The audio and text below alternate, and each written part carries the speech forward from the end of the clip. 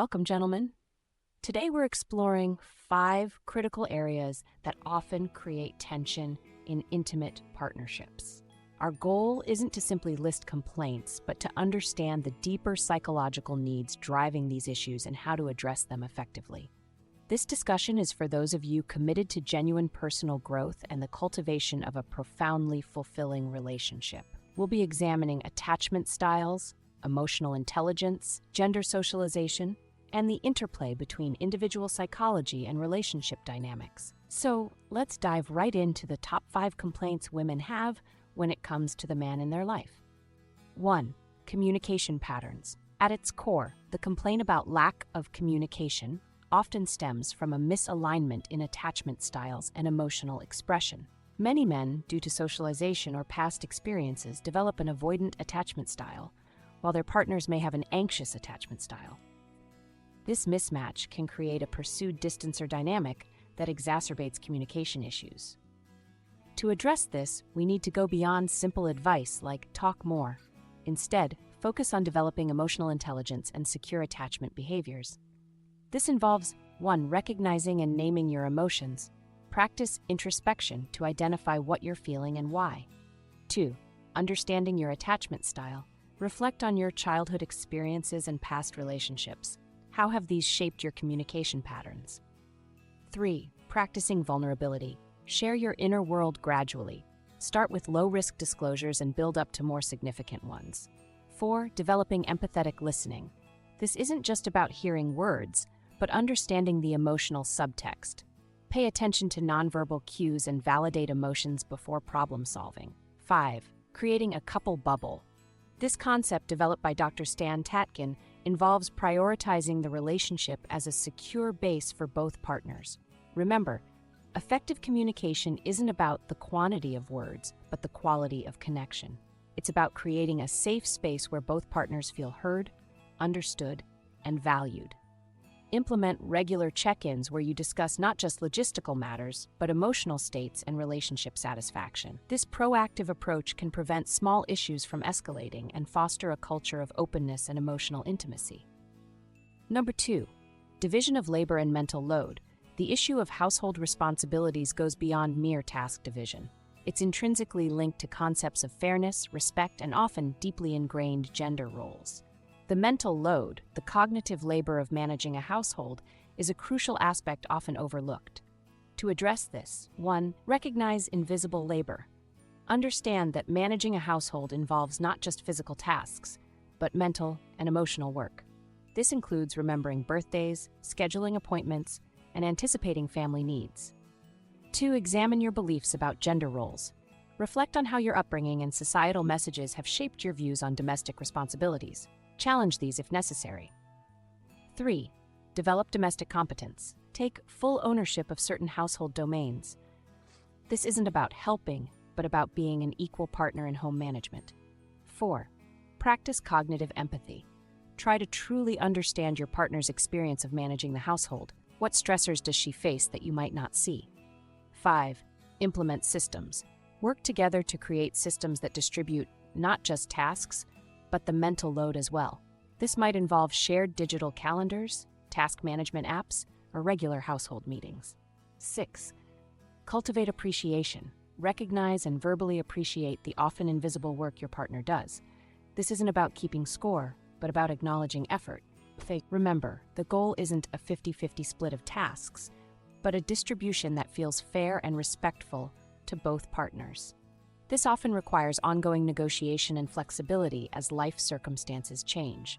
By taking true ownership of domestic responsibilities, you're not just easing your partner's burden. You're challenging societal norms, modeling equality for the next generation, and creating a more harmonious home environment. Number 3. Emotional availability and intimacy. Emotional unavailability often stems from a complex interplay of factors: societal expectations of masculinity, fear of vulnerability, and sometimes unresolved trauma or attachment issues. To cultivate emotional availability, 1. Challenge the man box. Examine how societal expectations of masculinity have shaped your emotional expression. Recognize that true strength includes the ability to be vulnerable. 2. Develop emotional literacy. Learn to identify and articulate a wide range of emotions. Resources like emotion wheels can be helpful tools. 3. Practice self-disclosure. Start sharing your inner world more regularly.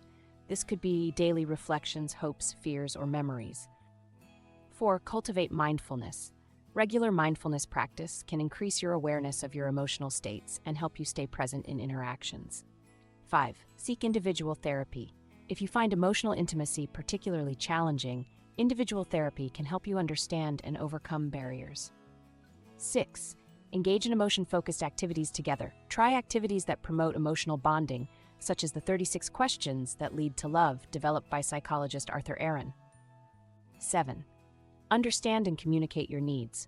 Emotional availability is bidirectional. Articulate your own emotional needs clearly to your partner. Remember, emotional intimacy is a skill that can be developed with practice. It's not about constant deep conversations, but about creating an atmosphere where both partners feel safe to be their authentic selves. By cultivating emotional availability, you're not just meeting your partner's needs, you're also enriching your own life experience, deepening your self-understanding, and creating a relationship with true depth and resilience. 4. Proactive engagement and initiative. The complaint about lack of initiative often reflects a deeper desire for a fully engaged partner who demonstrates investment in the relationship's growth and shared life vision. To cultivate proactive engagement, 1. Develop a growth mindset. View your relationship as an ongoing project that requires active investment and development. 2. Practice anticipatory thinking. Regularly consider your partner's needs and potential challenges you might face as a couple.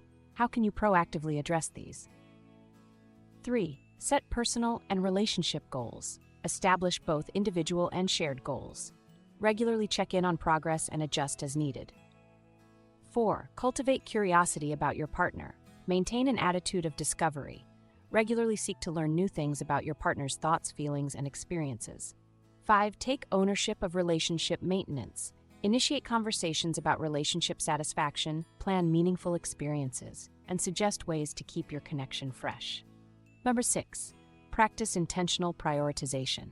Regularly examine how you're allocating your time and energy.